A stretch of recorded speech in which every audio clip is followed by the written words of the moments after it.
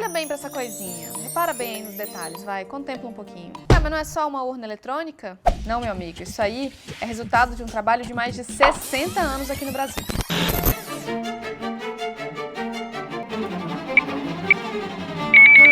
Oiê, eu sou Carol Prado, jornalista do G1, e hoje eu vou falar tudo sobre ela, a urna eletrônica. Nos últimos tempos, algumas pessoas têm torcido o nariz para ela, incluindo o presidente da República. Esse assunto chegou no Congresso, está sendo discutido pelos políticos, e eu vou te explicar o que está em jogo nesse debate. Como funciona a urna eletrônica e por que, segundo a Justiça Eleitoral, o voto nessa maquininha é fundamental para evitar fraudes nas eleições. Para quem já vota e para quem ainda vai votar, esse assunto é bem importante e o G1 explica. Hoje eu vim até de óculos porque o tema é sério. Segue a gente aqui para nunca mais ficar voando nas notícias e se gostar desse vídeo, deixa seu like e compartilha com os amigos.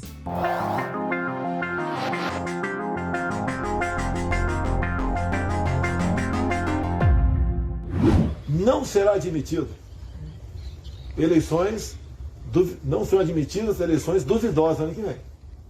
O Brasil vai ter eleição ano que vem. Não aceitarei intimidações. O voto impresso é uma bandeira defendida por Bolsonaro desde que ele era candidato a presidente. Ele sempre usa o argumento de que a eleição de 2018, no caso a que ele ganhou, teve fraude. Bolsonaro já falou isso várias vezes, mas ele nunca apresentou uma prova de que teve essa mutreta na contagem dos votos, o que a Justiça Eleitoral nega. Inclusive, a Justiça pediu para Bolsonaro provar essa acusação, que ele sempre faz. Ele até já enviou uma resposta ao TSE, mas continuou sem comprovar a fraude. Numa live na internet, ele admitiu que não tem mesmo como provar. Não temos prova, já bem claro. Mas esse discurso do presidente agrada a um grupo bem específico de pessoas que criticam o voto eletrônico. Daqui a pouco você vai ver que essa turma já conseguiu emplacar no Congresso, onde são votadas as leis, uma proposta para mudar esse sistema eleitoral. Você vai ver o que está sendo discutido e o que pode acontecer. Quem critica a urna eletrônica diz que esse tipo de voto não é seguro porque é feito através de um programa de computador que pode apresentar falhas. Eles também falam que não dá para fazer a auditoria, a checagem desse voto eletrônico para ver se a contagem está certinha mesmo. Mas, como dizem os meus colegas aqui mesmo neste canal, isso não é fato, é fake. Se alguém mandar aí no zap da família, já dá a dica, envia esse vídeo no grupo. O Tribunal Superior Eleitoral, que organiza as eleições no Brasil, diz que as urnas passam sim por auditoria em várias etapas da eleição e que elas são sim seguras, principalmente porque o sistema delas não é conectado à internet.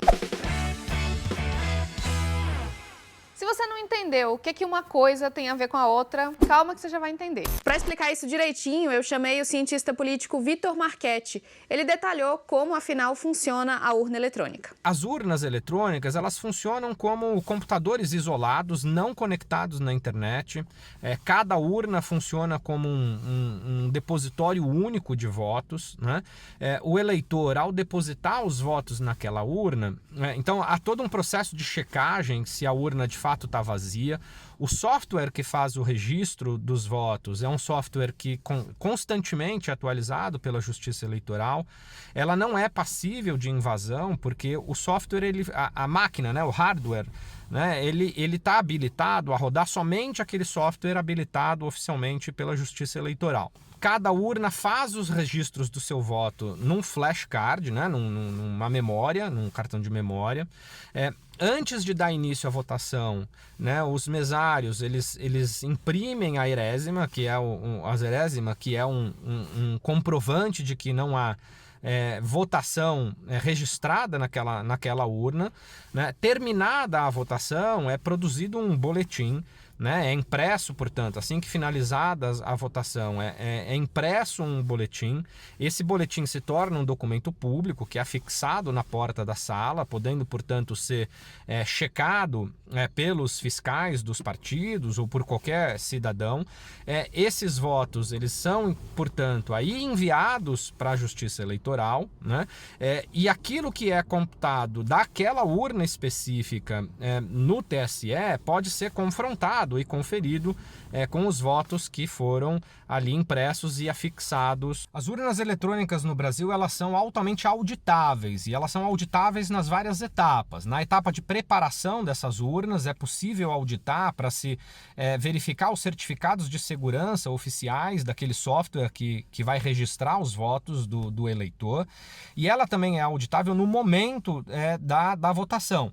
Quer dizer, o TSE sempre separa aleatoriamente, por meio de sorteio e acompanhado pelos fiscais dos partidos, algumas urnas que são retiradas das sessões eleitorais antes de se iniciar a votação. Então, se distribuem as urnas pelo país, depois se faz um sorteio, se retiram essas urnas das sessões eleitorais, substituídas por outras, e essas urnas sorteadas, portanto que ninguém sabia quais urnas seriam auditadas, se faz um processo de simulação das votações acompanhados pelos fiscais dos partidos para verificar se essas urnas elas são confiáveis, se os votos dados ali de fato estavam sendo garantidos de forma idônea, sem qualquer alteração. É possível, mesmo que depois da finalização das eleições se façam auditorias nos softwares, é possível, portanto, identificar se um software foi violado, né, se houve uma tentativa de invasão em determinada urna, se houve uma tentativa de modificação dos votos conferidos.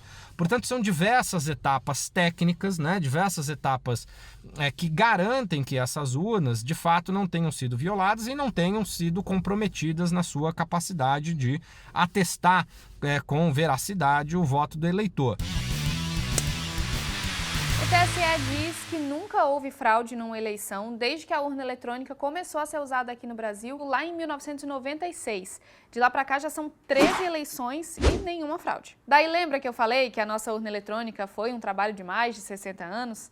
Atenção agora para aquela aulinha de história. Apesar de ter estreado só em 96, a intenção de criar uma máquina de votar já estava lá no primeiro Código Eleitoral, que saiu muito antes, lá em 1932, quando Getúlio Vargas era presidente do Brasil. Antes da urna eletrônica, os votos eram feitos em cédulas de papel que eram depositados em urnas, como ainda acontece em alguns países. Fica aí que já você vai entender por que muitos lugares ainda usam esse método. Aí depois da eleição, esses milhões de papeizinhos eram contados por uma multidão de servidores, voluntários, fiscais. Vamos ver quem vai ganhar! Vamos ver quem vai ganhar! 1, 2, 3, Isso, claro, era um trabalho que durava dias, às vezes semanas, e gerava alguns problemas. Tinha muita gente envolvida na contagem dos votos.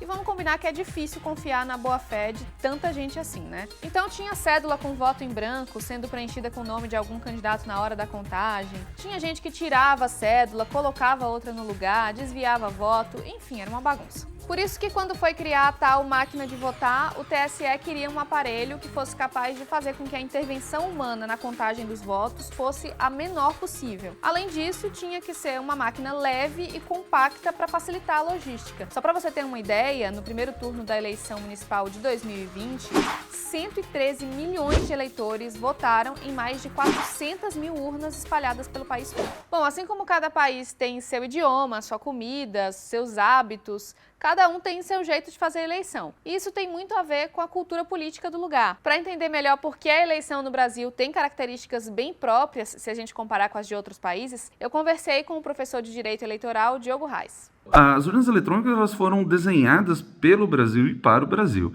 A gente tem várias peculiaridades, né? A gente tem quase 150 milhões de votos, a gente tem uma extensão territorial enorme, a gente tem estados gigantes com poucas cidades, estados pequenos com muitas cidades, estados grandes com muitas cidades ou poucas cidades. Ou seja, a gente tem uma grande diversidade. Organizar tudo isso para um sistema eleitoral e uma eleição que ocorre a cada 2 anos, de uma vez a gente tem eleição para prefeitos, vice-prefeito e vereadores.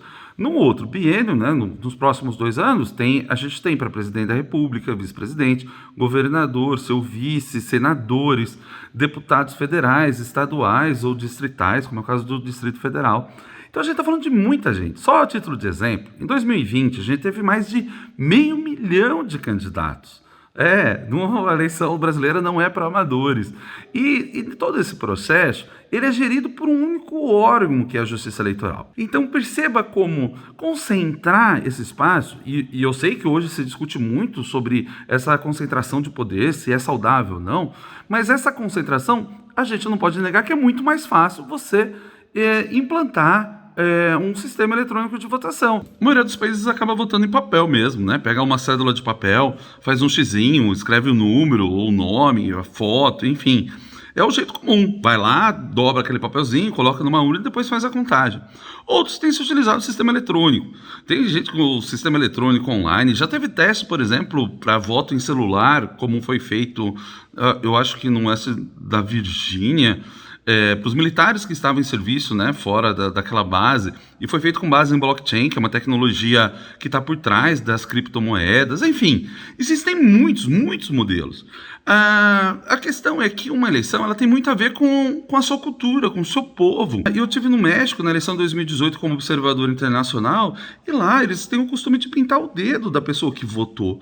E aí, se a pessoa tentar votar novamente, ela mostra o dedo, né? Ou alguém vai perceber que o dedo está pintado, e a partir de então ela não seria detectada uma eventual fraude.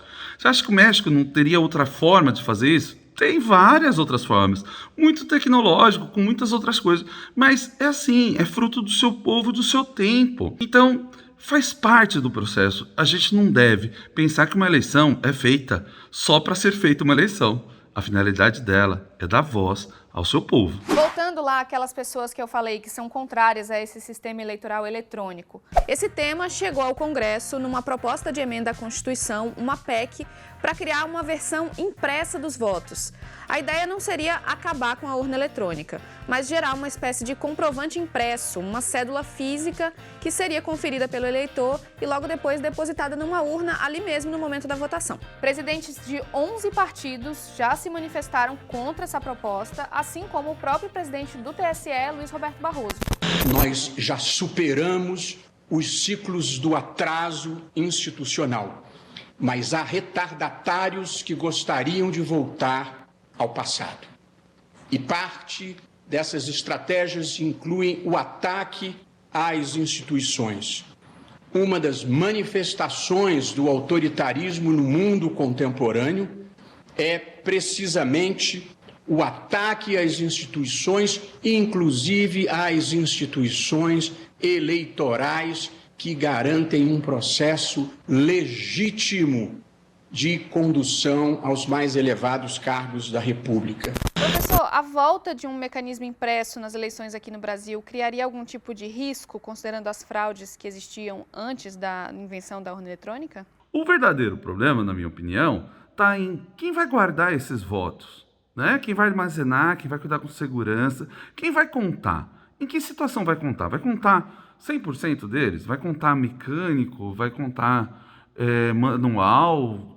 Será que a gente não está criando mais contato humano e talvez o maior medo é o contato humano em razão das falhas? Será que então a gente não está ampliando a possibilidade de falha? Bom, esse é um assunto bem complexo e é fundamental tomar cuidado para que esse debate não vire um risco para a democracia. Bolsonaro continua fazendo ameaças, dizendo que sem voto impresso não vai ter eleição em 2022, o que é uma conduta antidemocrática e já foi criticada por presidentes de outros poderes. Inclusive, o STF, a instância máxima da Justiça, vai investigar o presidente da República por causa desses ataques e da divulgação de informações falsas sobre as urnas eletrônicas. Eu espero de verdade que você tenha entendido o quanto esse assunto é sério, conhecer bem a nossa política e o nosso sistema eleitoral é importantíssimo para a gente votar consciente. Aperte aí também o confirma no botão de se inscrever aqui no canal do G1. A gente está sempre te ajudando a se tornar uma pessoa mais inteligente, mais antenada, a impressionar nas conversas com os amigos. Se você gostou desse vídeo, dá seu joinha e compartilha com todo mundo. Beijo, até a próxima.